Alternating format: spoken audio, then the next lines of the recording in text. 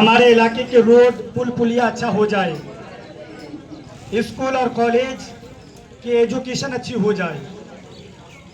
लेकिन आज आज़ादी के बाद से लेकर के 1947 के बाद से लेकर के 2025 तक मैं हिंदुस्तान की बात तो नहीं कहूँगा, लेकिन सीमांचल के बारे में जो नॉलेज है, जो हमें इल्म है, हम अपने इल्म के मुताबिक आप लोगों को बताते हैं कि 1947 से लेकर के 2025 तक आपने कांग्रेस, जेडीयू, आरजेडी और हिंदुस्तान की दीगर जो पार्टियां हैं, हर एक पार्टी को आपने मौका दिया। लेकिन आप बताएं कि आपके सीमांचल में कोई एक ऐसी यूनिवर्सिटी है कि जिसमें आपका बच्चा पढ़ करके यहाँ पे आला मकाम हासिल करे? क्या आपके यहाँ कोई एक अच्छा हॉस्पिटल है? जिस सरकारी हॉस्पिटल में फ्री एक्सरे हो, फ्री सिटी स्कैन हो? क्या कोई ऐसे कॉलेज और स्कूल है कि जिस स्कूल में बच्चा बगैर कोचिंग किए हुए पढ़ करके वो मैट्रिक और इंटर में फर्स्ट डिवीजन करे? आज तक नहीं हुआ है। हमारे हॉस्पिटल 70 साल पहले जैसे थे वैसे ही है।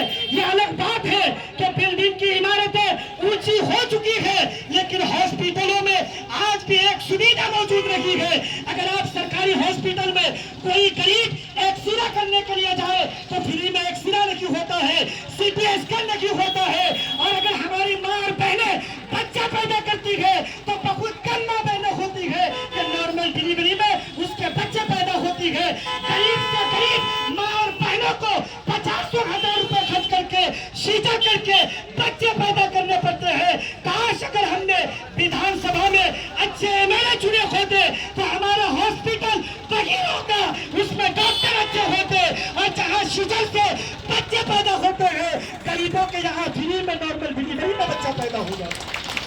लेकिन हमने और आपने सिर्फ और सिर्फ पार्टी देख करके वोट दिया है। खुदा के वास्ते ठाकुरगढ़ निवासियों, अभी हमारे भाई साहब ने बताया कि किशनगंज में जो 4 प्रखंड है, इन 4 प्रखंडों में जो कोचाधामन, बहादुरगंज और किशनगंज है, ये हमसे बहुत आगे है। आप कहेंगे कैसे? हम कहेंगे हर मामले में, चाहे रोड के मामले में हो, तालीम के मामले में हो, एजुकेशन के मामले में हो या दौलत के मामले में हो। वजह क्या है? वजह ये है कि उन लोगों ने हालात के मद्देनजर अपने एमएलए को चुना है।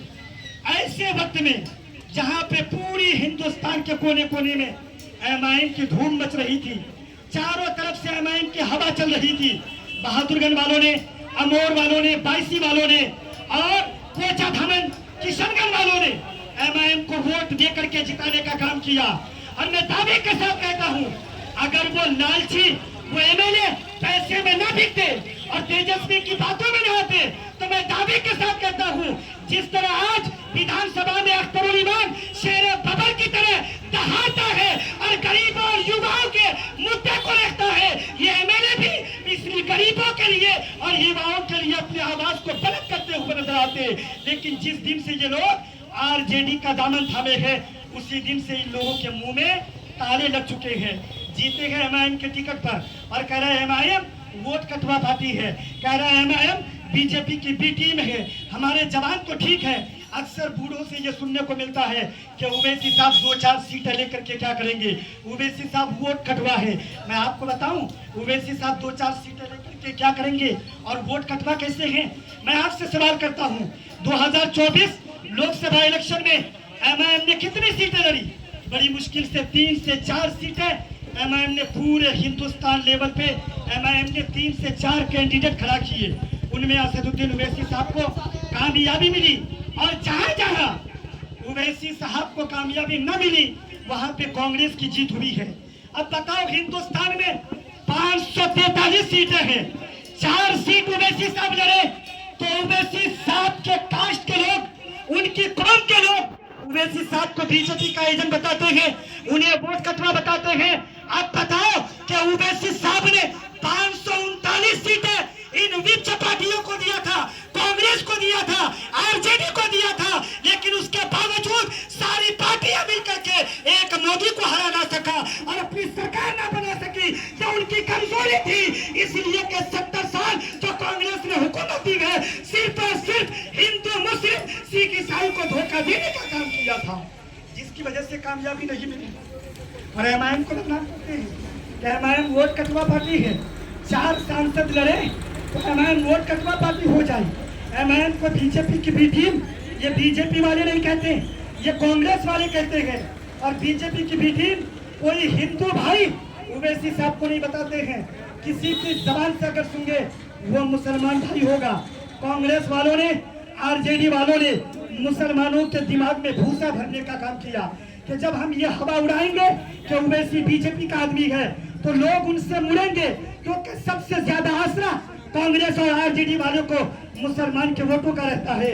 वरना फिर वो लोग अगर ओवैसी साहब के बारे में उल्टी सीधी बातें ना करे तो जिस तरह उनकी सीटें हैं वो सीटें भी ना रखे, और जो हेलीकॉप्टर में वो उड़ के आकर हमारे दरमियान आता है उसका हेलीकॉप्टर भी उससे छीन जाएगा अगर मुसलमान कांग्रेस और आरजेडी को वोट ना करे।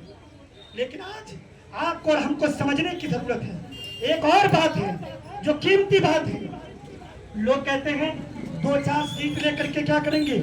एक मुकेश सहनी है, सहनी माला जात, जो हमारे माला भाई यहाँ पे रहते हैं, मुकेश सहनी साहब के पास 2-4 एमएलए थे, शायद अब एक भी एमएलए नहीं है। लेकिन जब लोकसभा इलेक्शन का टाइम हुआ तो तेजस्वी यादव के दाएं साइड में, उसके जस्ट करीब में हेलीकॉप्टर में किसको बैठने का मौका मिला? मुकेश सहनी को। क्यों? इसलिए कि सहनी लोगों ने एकजुट होकर के भले कामयाबी मिले या ना मिले उन्हें वोट देने का काम किया। अगर कहीं नीतीश कुमार घूमने जाता है तो एक तरफ मांझी को हेलीकॉप्टर में बिठा करके लेके जाता है, इसलिए कि दलितों ने ये नहीं सोचा कि अगर हम मांझी को वोट करेंगे तो कहीं कांग्रेस न जीत जाए, बीजेपी न जीत जाए। हर एक कास्ट ने अपने अपने लोगों को जिताने का काम किया। अगर पूरे हिंदुस्तान में आज सबसे कम लीडरशिप में लोग हैं तो वो मुस्लिम है, सबसे कम हिस्सेदारी है वो मुस्लिम है, और ये कमजोरी सरकारों की नहीं बल्कि आपकी और हमारी है। हमने अपने दौर में, हर दौर में पार्टी को देख करके वोट देने का काम किया। काश आप लोग अगर चाहते हैं कि आने वाले विधानसभा में हमारा ऐसा विधायक बने कि जो विधायक हमारे हॉस्पिटल को बना दे, जो विधायक हमारी बेटियों का जो किशनगंज इस्लामपुर में सीजर होता है वो नॉर्मल डिलीवरी ठाकुरगंज हॉस्पिटल में हो जाए, हमारे बच्चों के लिए अच्छे कॉलेजेस हो जाए, हमारे बच्चों के लिए अच्छे मकानात और अच्छी गाड़ियों का स्कूल जाने के लिए गवर्नमेंट की तरफ से इंतजाम हो जाए, तो खुदा के वास्ते मुसलमानों एक मर्तबा ठाकुरगंज विधानसभा में चाचा गुलाम हसनैन साहब को मौका दे। इंशाअल्लाह जो 70 साल से और नेता ना कर सके वो 5 साल में चाचा गुलाम हसनैन करके आप लोगों को दिखाए। सिर्फ 5 साल, और अगर 5 साल में नहीं कर पाएंगे तो आपका वोट आपका अधिकार, फिर आप दूसरों को चुन सकते हैं। मैं दावे के साथ कहता हूं अगर आप 5 साल मुखिया गुलाम हसनैन साहब को, प्रमुख साहब को चांस देते हैं, इंशाअल्लाह अजीज ठाकुरगंज की तकदीर बदलती हुई नजर आएगी, ठाकुरगंज की तकदीर बदलती हुई नजर आएगी। एक आखिरी बात कह करके मैं रुखसत हो जाता हूँ। हमारे ठाकुरगंज में बहुत प्रमुख बने, ठाकुरगंज में बहुत मुखिया बने, ठाकुरगंज में बहुत समिति बने, लेकिन प्रमुख बन करके जिस तरह पुलिस थाने में, पुलिस कैंप में, ब्लॉक में, हर ऑफिस में, बिजली ऑफिस में, ब्लॉक के सारे ऑफिस में जिस कदर दबदबा गुलाम हसनैन साहब का रहा है उस तरह दबदबा किसी नेता ने नहीं बनाया।